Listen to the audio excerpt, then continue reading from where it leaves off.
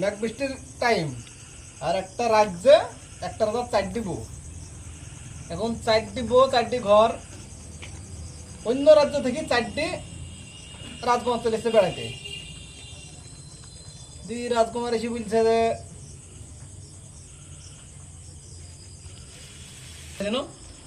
অন্য রাজ্যের যে রাজকুমার বেড়াতে এসছে, তাই তো? রাজকুমার বেড়াতে এসছে, রাজকুমার বেড়াতে সেখানে বলছে যে রাজামশাই রাজামশাই, তো আজকের রাতটা আমাদের থাকতে দেন আপনার রাজ্যে।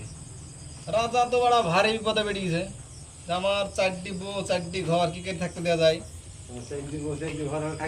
রাজা এখন অ্যাডজাস্ট করেছে, ঠিক আছে? এই 2 বউকে বলেছে তোরা 200 300 আর এই রাজকুমারদেরকে বলেছে তোরা তোমরা এক জায়গায় সহজ কি দিয়েছে, ঠিক আছে? আমি এখানে কাটি দিয়েছি, আজ রাজ দরবারে চেয়ারে এসে কাটি দেবো।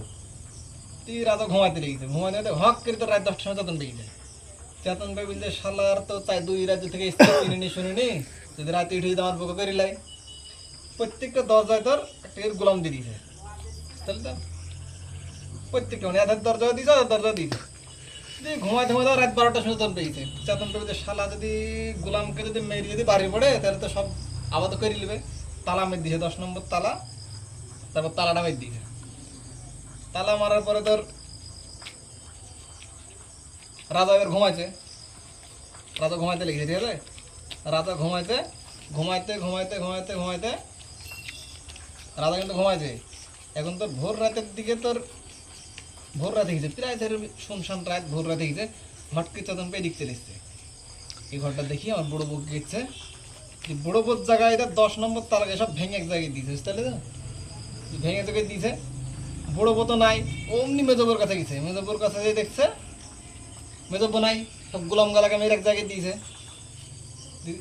তারপরে এই বউর কাছে গেছে, এই বউর কাছে দেখছে হ্যাঁ 2 বউ এক জায়গায়, 2 বউকে 2 রাজাতে করছে। এইদিকে শীষে একই ব্যাপার, 2 রাজাতে 2 বউকে করছে, রাজার মাথায় হাত। মেঘ বৃষ্টির রাত, রাজা তখন অজ্ঞান। গল্প শেষ।